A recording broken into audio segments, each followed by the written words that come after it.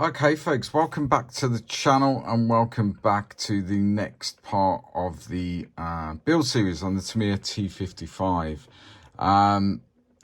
We're there, so I thought I'd show you at the start of the video and then we'll go into how we've achieved all this stowage around the back of the turret here.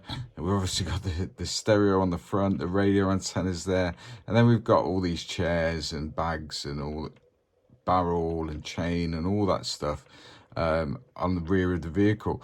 So the idea being that obviously we're gonna kind of base this vehicle on a vehicle on sort of urban operations in Mogadishu.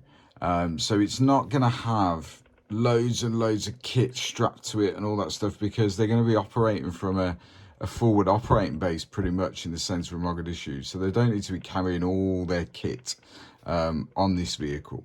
So that's the idea in my head really. So we've got a bit of stowage but not loads, because obviously the majority of their stuff's going to be at their base in Mogadishu. They're not moving into theatre or into an area of operations. The idea is this vehicle is operating in the city and has been for some time. So the weathering is looking spot on to my eye. And the stowage really sets it off, and more of these sort of brighter colours rather than that traditional military stowage that we would normally do on a tank. So I think it looks kind of how I had it in my mind's eye really when I first saw the reference pictures of this particular scheme. So yeah, we're there or thereabouts. So we're going to go on now to the video where I'm going to run through how I did all this, how I painted it, how I scratch built the tarp rolls, etc, etc. So I'm going to shut up. We're going to go and have a look at how all this was done. So yeah, I'll see you in a minute and show you how I did all this. Okay folks, so let's have a look at how we're going to do the tow cable, or how we've already done it, but how I did it. So essentially it's telling us we need two tow cables, one here running around to the front and then one to the back. We're not going to put the back one on, we're just having one on the front to show sort of use, missing parts, that sort of stuff. But what it's telling us is we need one at 100 mil, which is obviously 10 centimeters, one 107 mil, using the supplied sort of nylon string. Now this stuff it's okay, but it's a nightmare to glue, and also what you will get as soon as you cut it, it starts to fray. However, there's a way around that, which I'm going to show you now. So then we attach obviously the hooks on each end. So let's move that out of the way, and as if by magic, one I prepared earlier, so this is 100 mil length of tow cable and the two hooks that are going to go on each end. Obviously we're going to glue it in place. So the way we're going to do this is we need to strengthen this, and we need to make it so it doesn't fray and it doesn't so it's easier to glue essentially. So the way we're going to do it is it's just an old milk bottle top, a pipette, and a citadel colour called Stowage Vermin Fur, which is like this browny grey colour. So we give that a bit of a shake, and then all we're going to do is get our pipette, and it's very, very thick, this stuff, so bear that in mind. Get the pipette, and as best we can, because it's incredibly thick paint and we don't need a lot. So we're going to pop that into the milk bottle top, or any sort of plastic dish, or some of the metal dishes that you can get. Then what we're going to do is just a cheap pair of tweezers you don't mind getting paint on, and we're going to pop this into the milk bottle top, and we're just going to cover the entire piece of nylon with the paint, like so.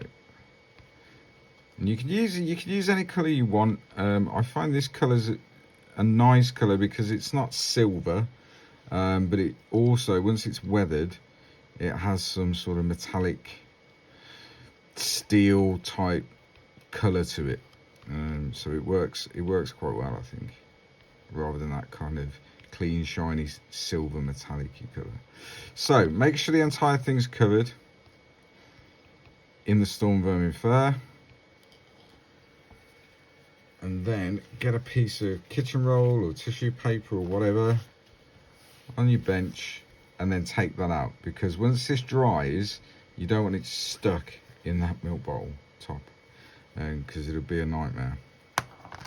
Then just get another piece of kitchen paper and just dab off the excess paint from the tow cable, and it's as simple as that. So what we're going to do now is we're going to let that dry completely, and then once it's dry it will be firmer, it will be more malleable.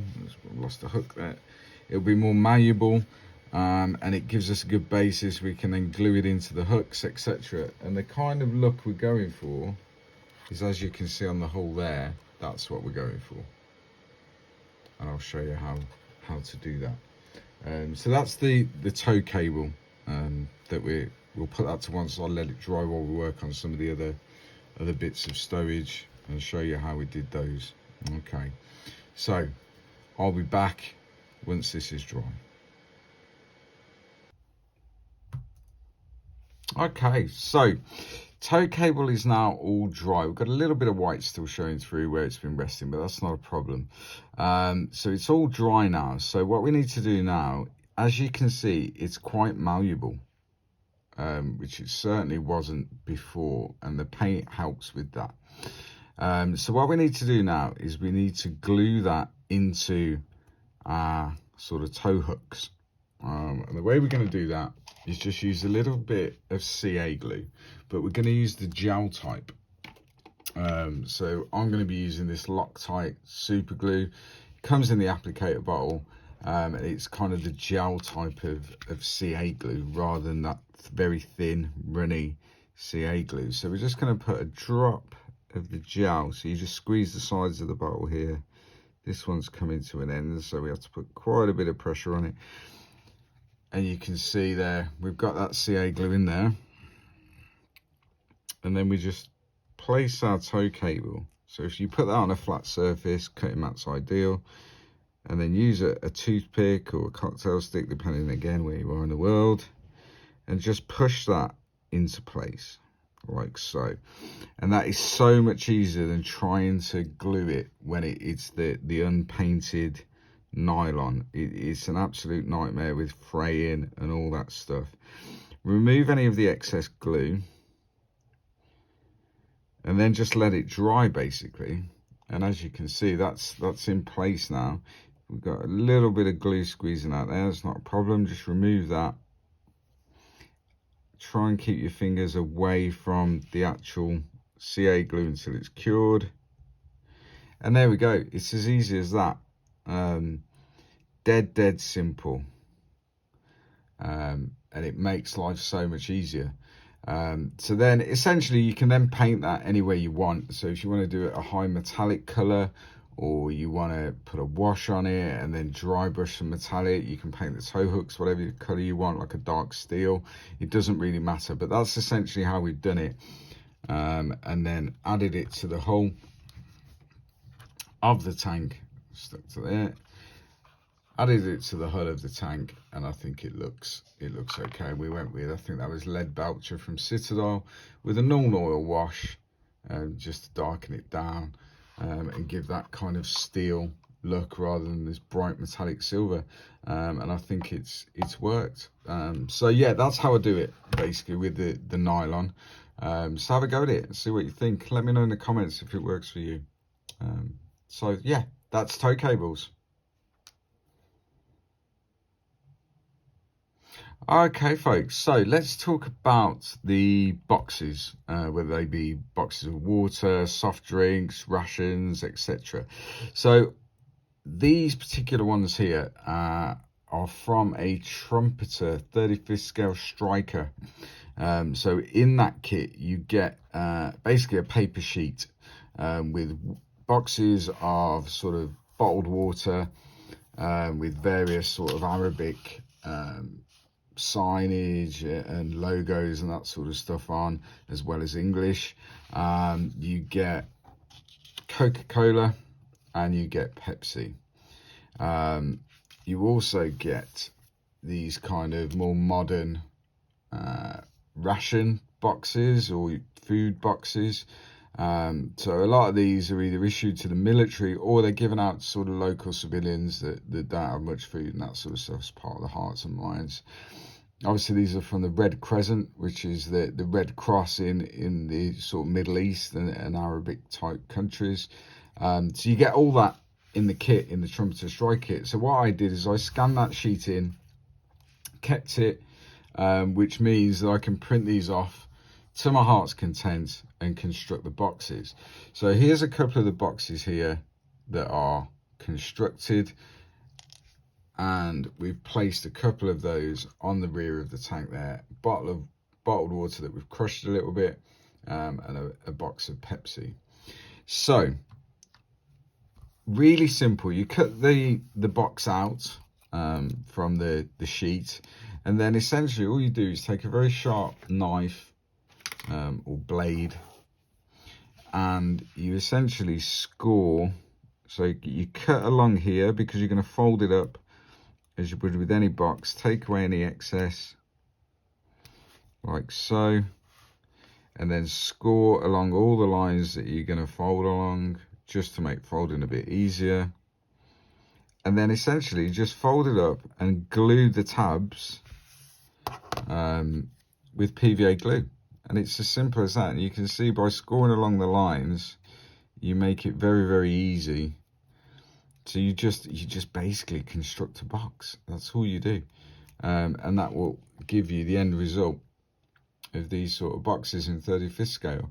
If you're clever enough, you could scale this down to 48, 72nd, whatever you wanted to do.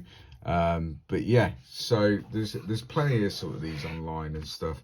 As I say, I got them in the Trumpeter kit and just scan them in, and I've got them forever now, so I can use them and have used them on numerous builds. So we've got 2 more boxes to add to the T-55, and then there may be some on the Diabase or whatever. I'll see how that goes. But yeah, they're very, very easy to do and very effective, I think. And they kind of give it a bit of context, as you can see on the rear there, and you can push them into place and crush the box a little bit. There's no issue with that at all. So yeah, that's worked really, really well. So yeah, happy with that. And we shall move on to rope and how we're going to paint the rope, which is this you can see around here. Okay, so we have attached obviously the garden chairs from Mini Art. They come in one piece. We've attached one of the fuel barrels and we've kind of dented that and that sort of stuff. We're going to run some chain over that. But what we have done, obviously you can't just really leave the chairs hanging off the back of a tank. As soon as that tank moves, they'll fall off. So we needed to tie them down in some way. So what we've used is some of the nylon thread, cord, whatever you want to call it, that comes in the kit. And we've cut that, I think it was about 12 centimeters or 120 mil. And then we've draped it around the chairs at the back, and we've tied it to these tie down points on the rear of the vehicle. However, it currently looks very new, very fresh. It doesn't look like it's meant to be there. It looks like a bit of nylon cord that you've put on. So we need to paint it and weather it so it kind of blends into the rest of the vehicle and stowage. So the way we're going to do that is we're going to use, first of all, a Citadel colour, which is called Skeleton Horde. Now it's a contrast colour, so it's very translucent. It's very, very thin.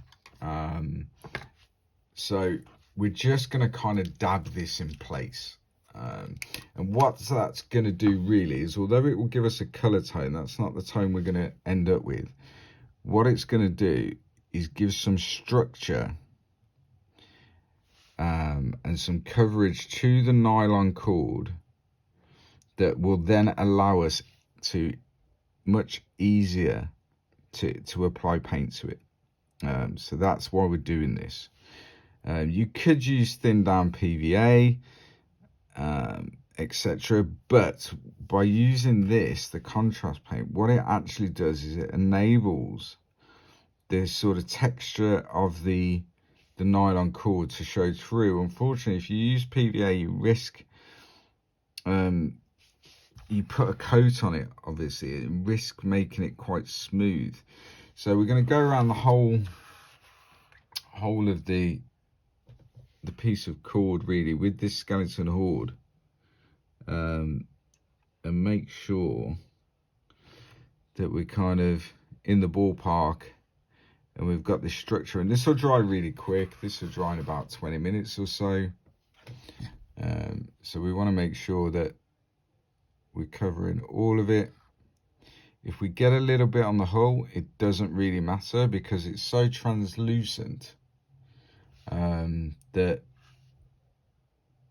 it won't be noticeable really, and it just adds to a little bit of weathering, a bit of mud or whatever. So that's how we're going to do it, like so. And as I say, the idea of this is not to colour the nylon really. We're not painting it as such. We're just adding the first tone, the first shade, and to give us a better surface that paint will adhere to when we come to do it. So yeah, I'll get this finished. We'll let it dry, and then we'll come back and start adding the color that we want, which is going to be essentially a rope color, a very light gray, dirty rope color, which from the reference pictures is what I can see really. So yeah, I'll get this done, make sure I've covered all of it, and then we will come back and get some actual paint on it. That's the plan. So yeah, I'll get that done and I'll see you in a minute.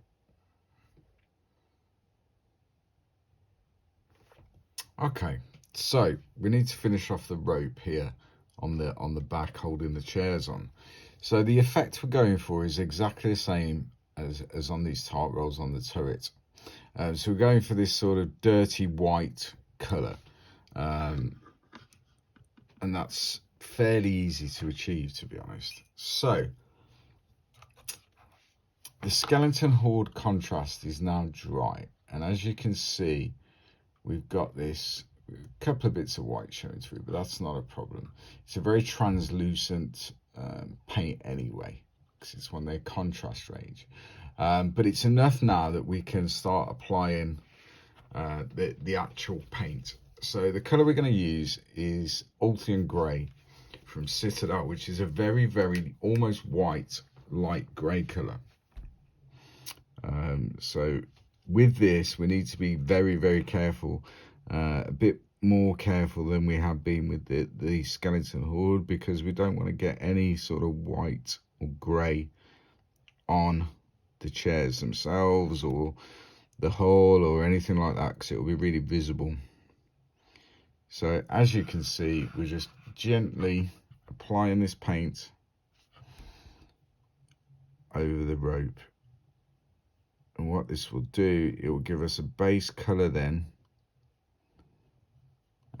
to apply a wash, which will then give us this muddy or dirty white rope effect. So I'm going to go around, get all this done, and then essentially all we're going to do then is on top of that, once that's dry, is just apply a good liberal coat of Norn oil, and that will give us that dirty white rope look that we're after.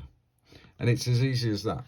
There's no dark art to this or smoke and mirrors or anything like that. So yeah, I'll get that done, and then that's the rope done on the back, and then we'll add a couple of those Pepsi boxes and mineral water boxes, and that's done for that bit of the stowage then.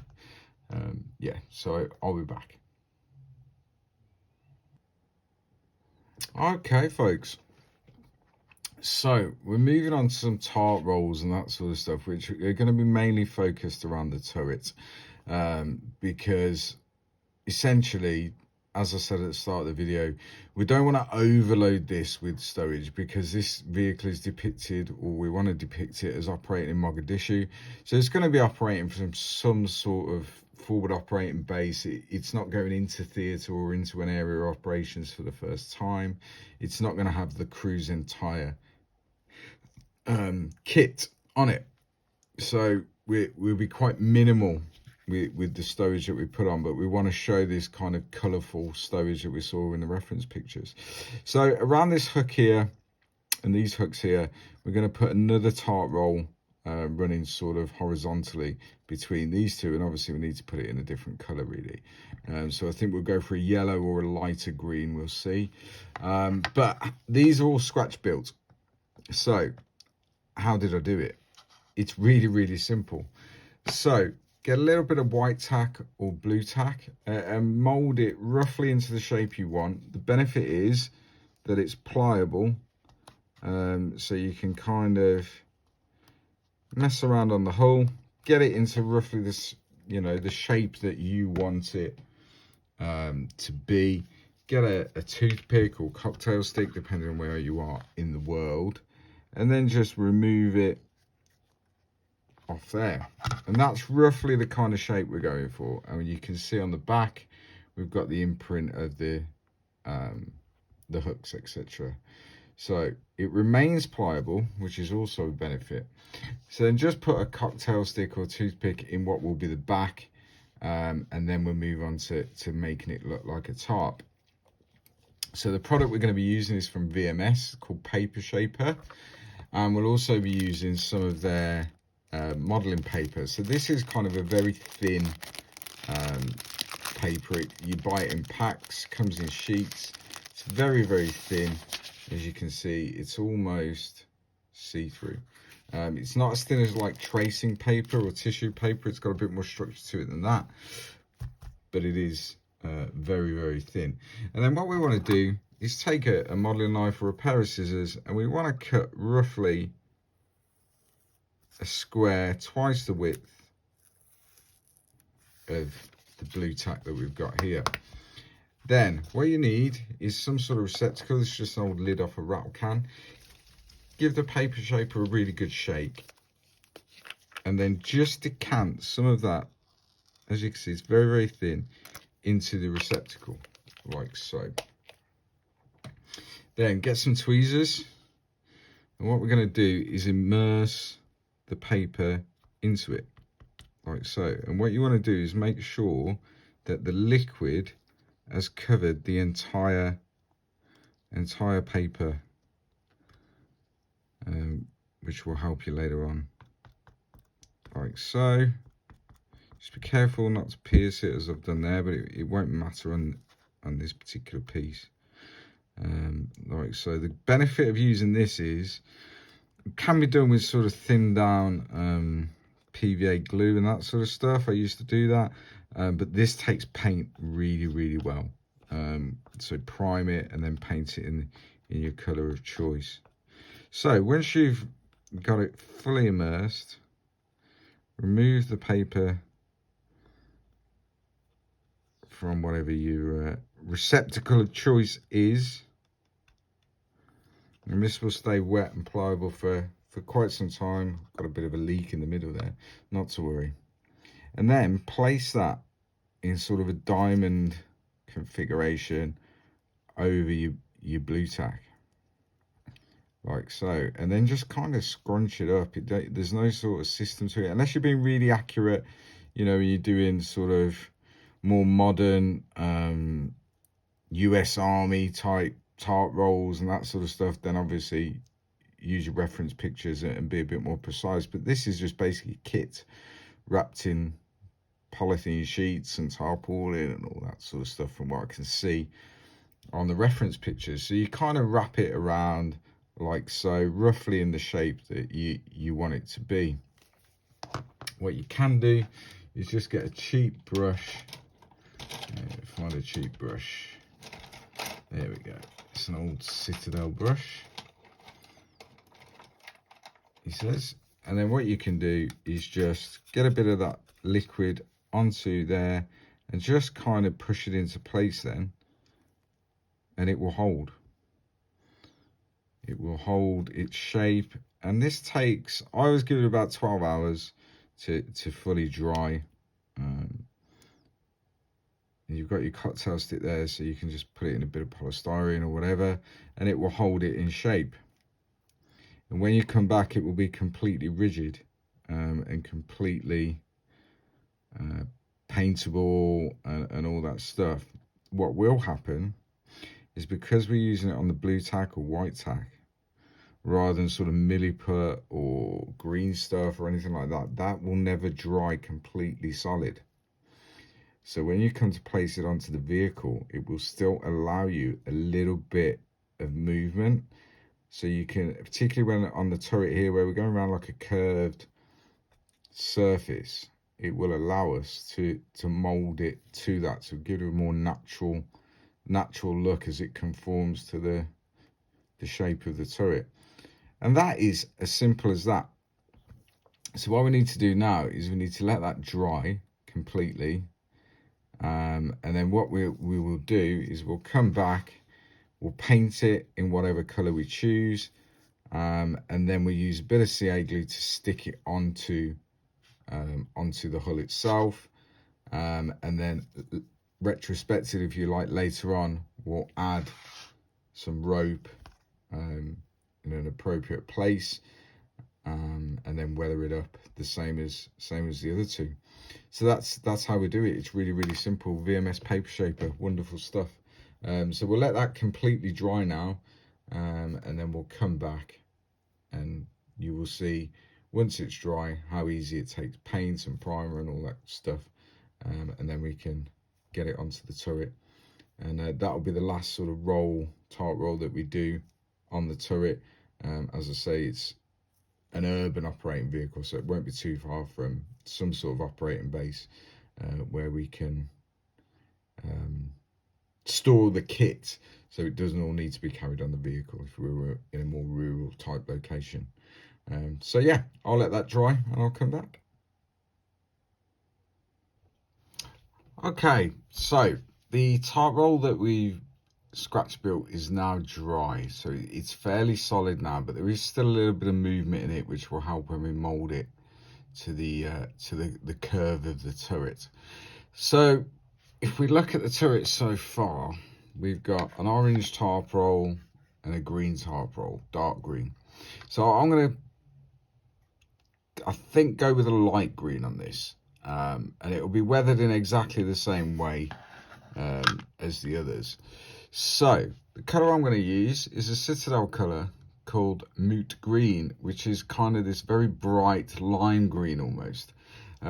So we'll just get the base colour on, let that dry, and then what we will do is we will essentially come back and just weather it in the same way, so they all look kind of, they've been in the same environment. So just with the moot green, we don't need to prime it or anything for this particular stage, and we're just going to put a complete coverage, and you can see how well now this takes paint. It doesn't kind of soak in.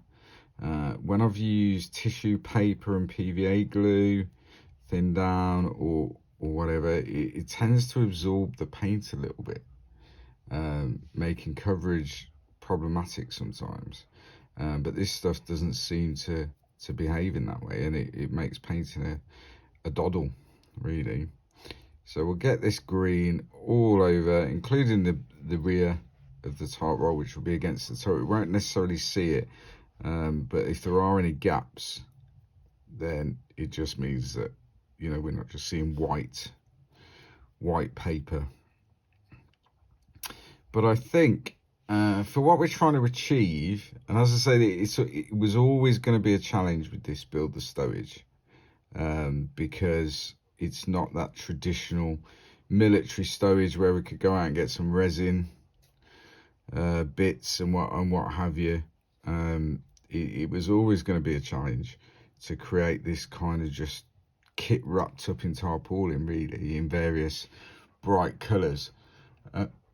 But as you can see, that's it. It's as simple as that. So we're going to let that dry. That will be dry in about 20 minutes or so.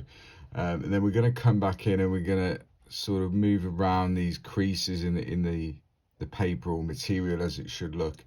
And then we're going to highlight the edges and all that sort of stuff. So it's done in exactly the same way as the other two. And we'll just make sure, obviously, we don't want any of the white paper showing anywhere on this. And I think we're pretty much there, but once it's dry we'll have a better idea. So that's it for this. I'll come back once this is dry and put the shade and the highlights on it, so I'll see you in a minute. So the green colour's now dried, and we've got good coverage all over the roll, the tarp roll, whatever. But what we can see is we've got lots of creases and all that sort of stuff in it. And we want to accentuate those. We want to make those more visible. So the way we're going to do this is essentially do a wash of another Citadel colour called Seraphim Sepia, which is like this sepia colour, funnily enough. So we give that a shake. And what we're going to do is we're going to apply this all over the tarp roll. As you can see, straight away it will settle into the creases of the paper that we've obviously put on there, and it just gives it straight away, without doing any highlights, it just gives it a much more interesting look, a much more interesting texture and everything else, and that's exactly what we're going for. So you have to be quite careful. You don't want to knock it off your cocktail stick. So be gentle with it. You don't need loads. It will cover really, really well. The coverage is excellent, as with all their sort of shades. And again, it will take, it's acrylic based, so it will take no more than sort of 20 minutes to dry. And then what we'll do, we'll go in and we'll just do a very simple highlight and dust effect, the same as the others. So that's it. There we go. We'll let that dry, and then we'll apply some dust and some highlights to it, and then we'll get it onto the turret and get it in place. So I'll be back in a second. Okay, so as you can see, that Seraphim Sepia wash has dried now, and it's dried in all kind of the creases and recesses of the paper, and now what is our tarp roll essentially.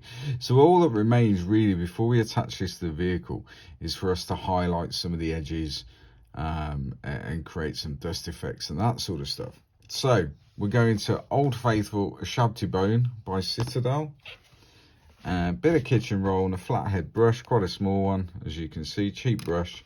And we're literally, as we've done over most of the vehicle, we're going to use dry brushing to pick out the edges. So taking most of the paint off the brush, this will take seconds really, and then we just start to gently brush it over, and hopefully, as you can see, it's picking up the creases, the edges, and creating not only a highlight of the edges, but also kind of a dusty effect on the material.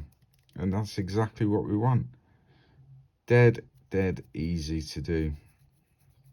I mean, you could go around if you wanted and pick out all the edge highlights of the base color. You could build up, you know, light in each layer and all that. You could do that, absolutely. But for the purposes of this and what we're using it for, it's a lot of time for not much effect, really. So this way, I think it looks as good as we need it to look. Make sure we got our lid on the paint before we do this. So if we get the turret now, and what we want, so on the rear of the turret, we've got that hook there. Let's point that out. So we've got this hook here, and we've got this one here. So what we want to do is we want the roll the other way around. So that bit of material that's kind of hanging down, we want that over those two hooks, really, in that sort of position. Now the benefit, as I said, of using the blue tack to do this, if I put a little bit of pressure on that with my finger and thumb, we can contour that now to the shape of the turret and get it in exactly the right sort of position that we want it, which is there. It's ideal. Now what can happen just there is you start to push it into place, you will get a bit of white showing through. That's not a problem, we just touch that up. It's really not an issue. So we're kind of happy with that as it is. And what we're going to do now is just glue that into place. So we can take it back off, try not to move the shape of it at all.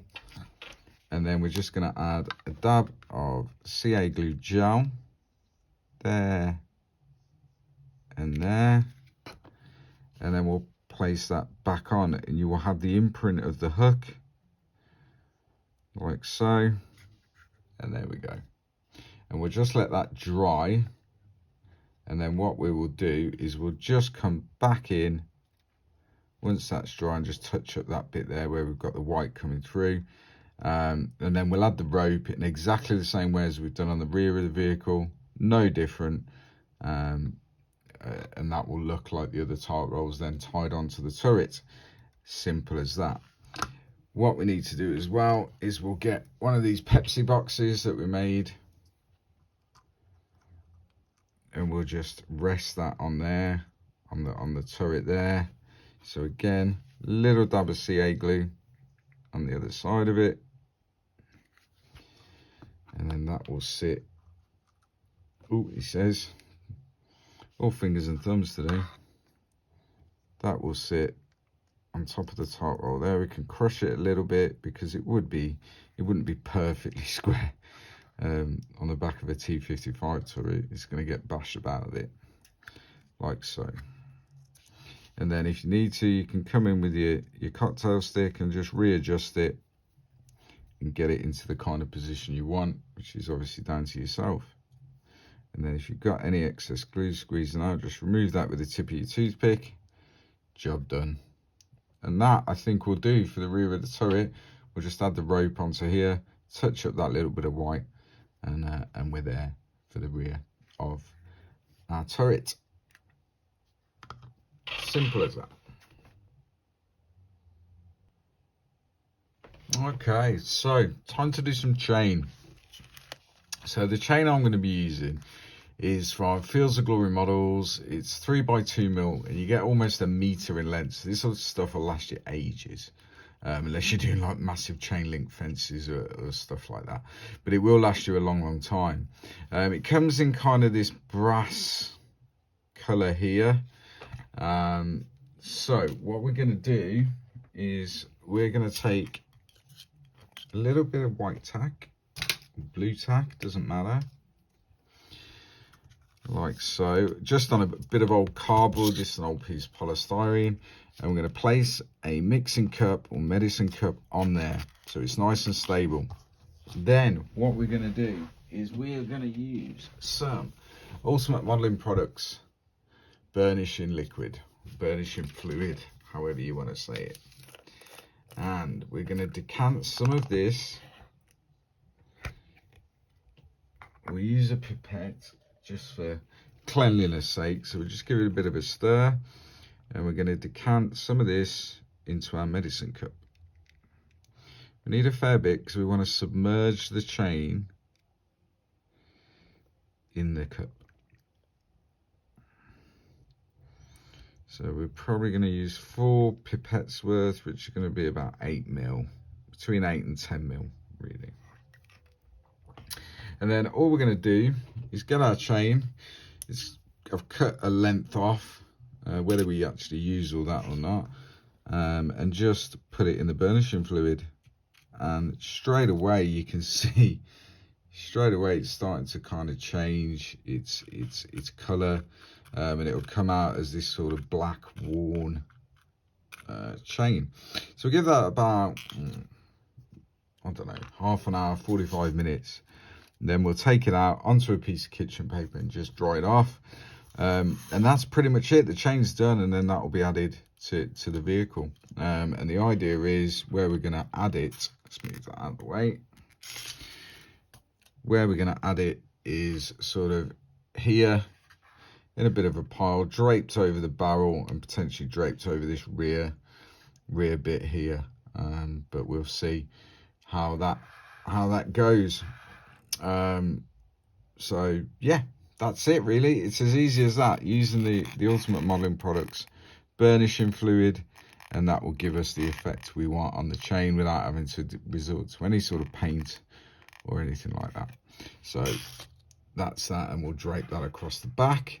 Yeah, and as you can see, we're getting there now with the stowage. So yeah, I'll be back in a sec.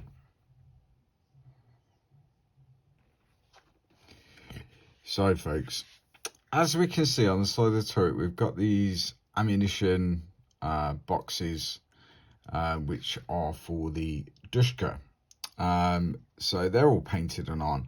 I'm going to show you how I did that. It's really, really simple, because we've got this one, which needs to go into the Dushka itself. So other than the strap, which was just done in German grey, the green and everything is going to be exactly the same technique. So the way we painted this, really, really simple, is we used Vallejo colour or model colour olive green. So you just decant that into a palette, give it a bit of a shake. These are really, really good brush paints. They work really, really well. Thin them sort of 50-50 with water, and you're good to go straight from the bottle. Really, you don't need to add any additives to them or anything. They're quite hard wearing as brush paints. I've never got on with them in an airbrush, but as brush paints they're great. So we just start to put on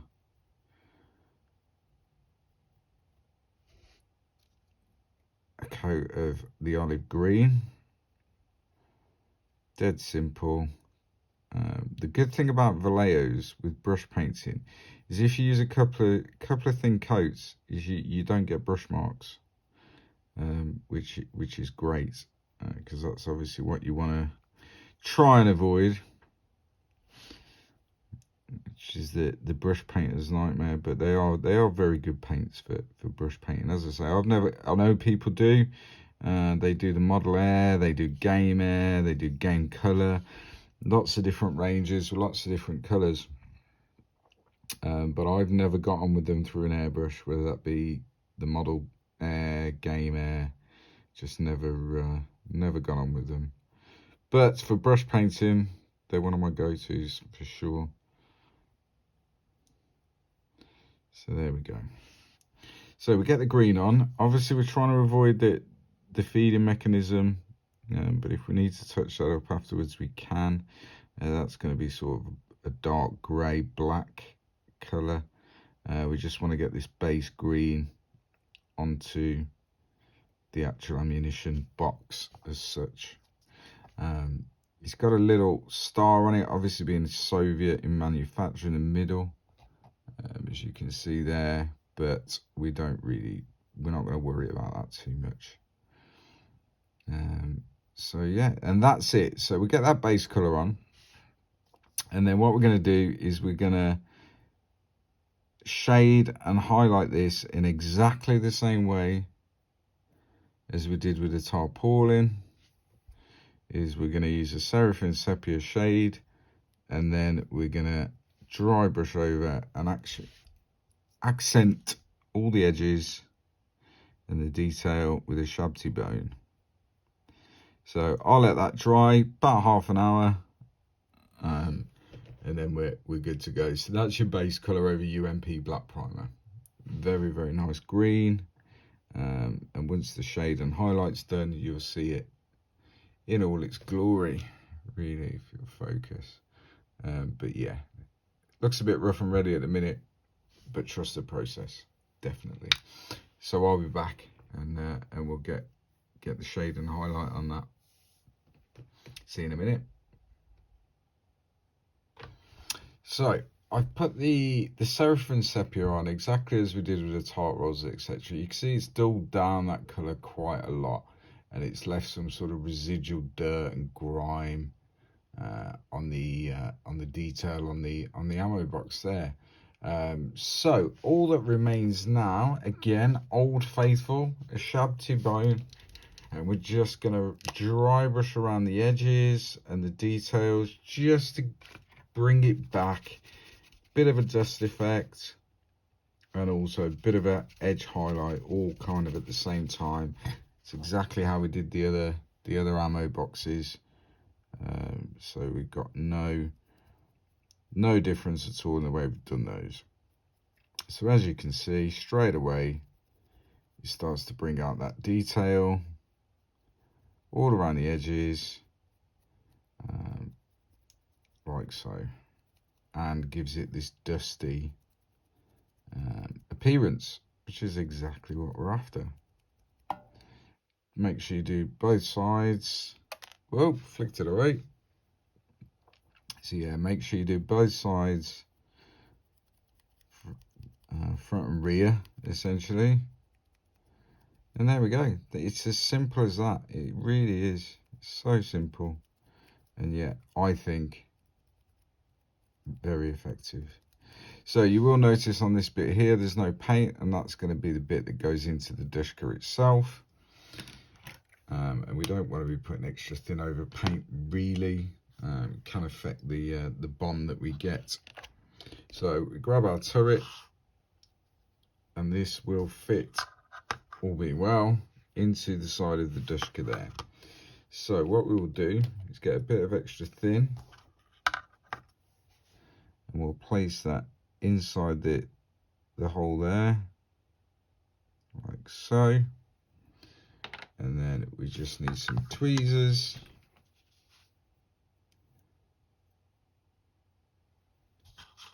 And then we place that exactly where it needs to be.